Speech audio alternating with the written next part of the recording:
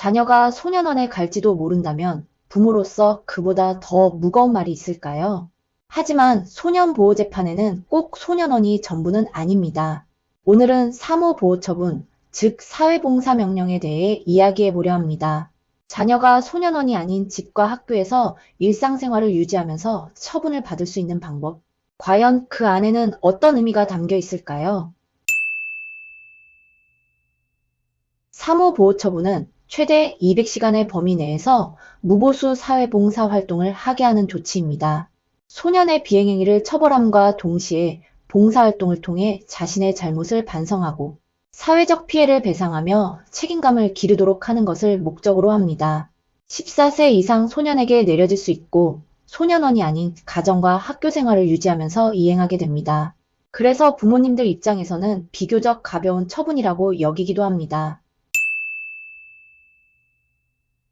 나이는 14세 이상 소년부터입니다. 비교적 경미한 비행을 저지른 소년에게 주로 내려집니다. 하지만 비행의 내용, 소년의 반성 정도, 보호자의 선도 의지, 피해자와의 합의 여부 등 여러 요소를 종합적으로 고려하여 결정됩니다.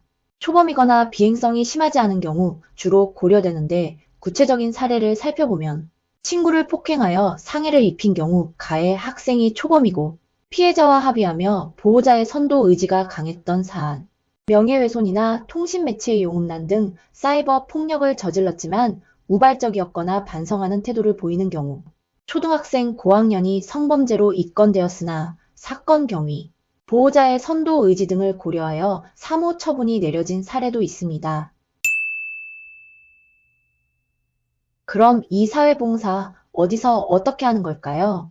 노인복지관, 장애인복지시설, 환경미화 활동, 관공서 업무 보조 등 지역보호관찰소에서 지정한 기관에 가서 봉사를 하게 됩니다.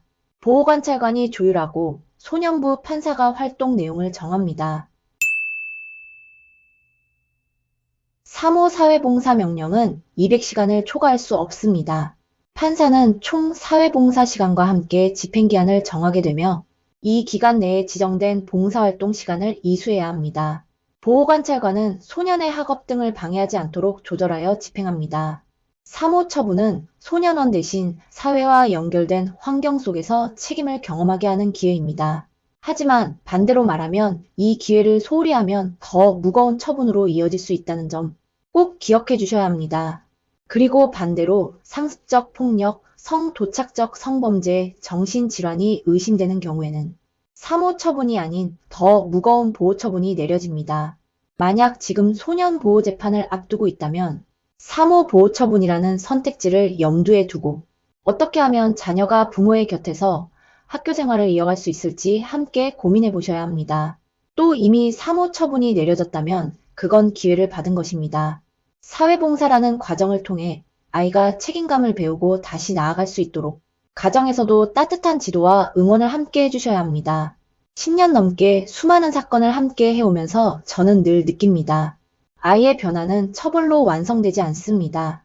가정과 사회, 그리고 아이 스스로가 만들어가는 과정이 필요합니다. 지금 그 변화의 시작점에 함께 해주세요.